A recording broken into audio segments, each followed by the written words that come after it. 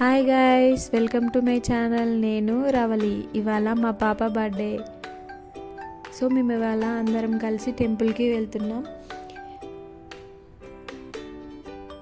ఈ టెంపుల్ మాకు దగ్గరలో ఉంటుంది. శివుని టెంపుల్ వెళ్ళి దర్శనం చేసుకున్నాము. మేము ఇప్పుడు అమ్మపాలి టెంపుల్కి వెళ్తున్న దారిలో ఇది హిమాయత్ సాగర్ లేక్ వ్యూ.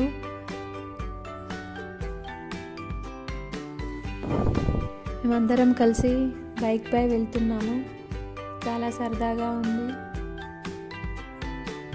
ఇది అమ్మపాలి గుడి దగ్గరికి వచ్చాము. మేము టెంపుల్ ముందు హనుమాన్ విగ్రహం ఉంది.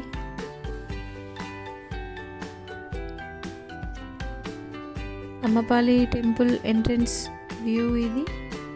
మేము లోపలికి ఎంటర్ అవుతున్నాము.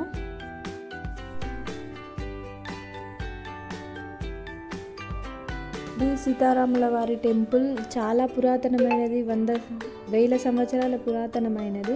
రామాలయాన్ని 13వ శతాబ్దంలో వెంగి రాజులు నిర్మించారు. కానీ ఆ విగ్రహం 1000 సంవత్సరాల పురాతనమైనది. ఈ ఆలయంలో 7 అంతస్తుల పెద్ద గోపురంతో అలంకరించబడి ఉంటుంది.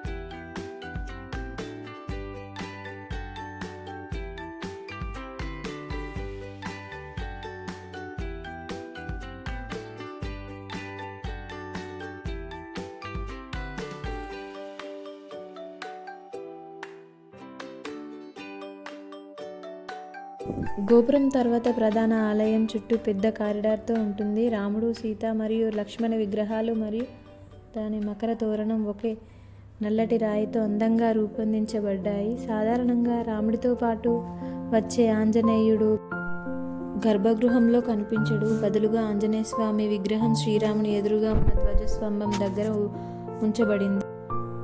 ప్రతి సంవత్సరం ఏప్రిల్లో ఈ ఆలయంలో శ్రీరామనవమి ఎంతో ఉత్సవంగా జరగబడుతుంది. ఈ ఆలయం సమయంలో ఉదయం 6 గంటల నుండి మధ్యాహ్నం 1 గంటల వరకు మరియు సాయంత్రం 4 గంటల నుండి సాయంత్రం 7 గంటల వరకు ఉంటుంది.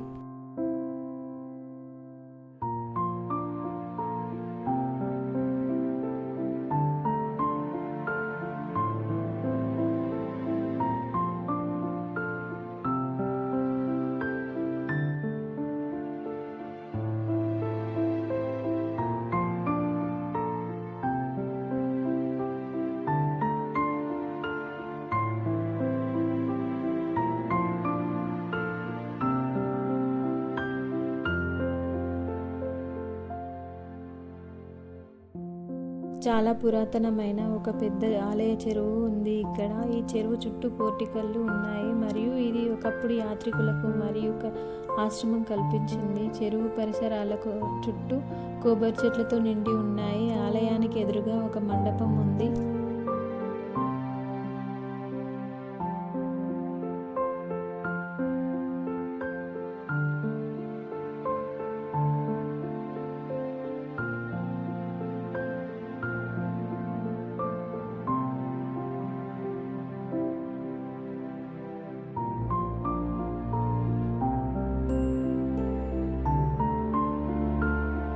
ఇక్కడ ప్రీ వెడ్డింగ్ షూట్స్ జరుగుతున్నాయి.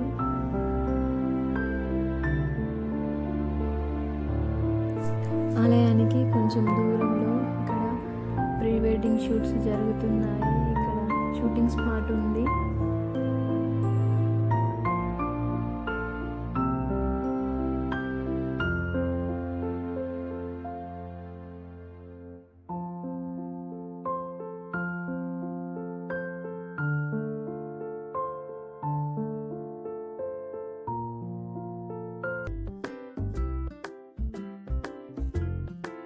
మేము అక్కడి నుండి కల్కి టెంపుల్కి వెళ్ళాము. మేము వెళ్ళేసరికి టెంపుల్ క్లోజ్గా ఉంది.